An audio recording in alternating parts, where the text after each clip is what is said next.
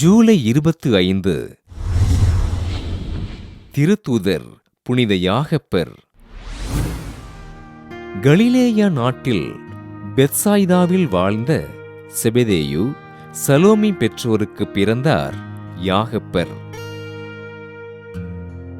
பெரிய யாக்கோபு என்றழைக்கப்பட்ட இவர் அல்பேயுவின் மகனான யாக்கோபுவிற்கு முன்னதாக ஆண்டவர் இயேசுவினால் இறைப்பணிக்காக அழைக்கப்பட்டார்.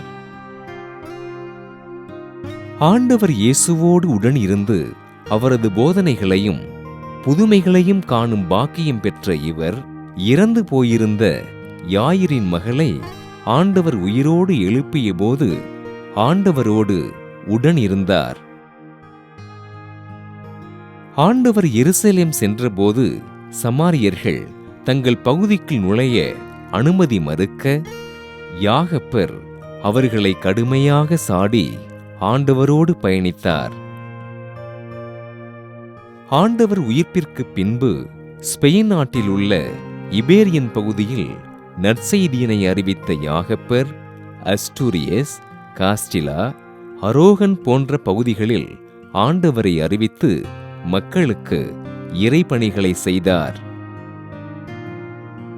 மரியன்னையிடம் பக்தியோடு இருந்த யாகப்பர் ஸ்பெயின் நாட்டில் சரகோசா பகுதியில் ஆலயம் கட்டி எழுப்பி புனித மரியன்னைக்கு அர்ப்பணித்தார்.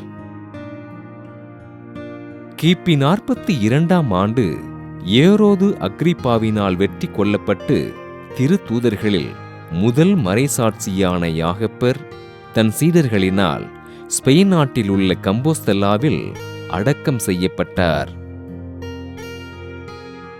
ஆண்டவரோடு உடன் இருந்து அவரது பணிகளில் பங்கு கொண்ட யாகப்பரை திரு அவை புனிதராக உயர்த்தி கால்நடை மருத்துவர்களுக்கும் வாத நோயாளிகளுக்கும் பாதுகாவலராக அறிவித்தது. திருத்தூதரான புனித யாகப்பரின் திருவிழாவினை கொண்டாடுகின்ற நாம் வாத நோயாளிகளை ஆண்டவரிடம் ஒப்படைத்து உருக்கமோடு ஜெபிப்போம்.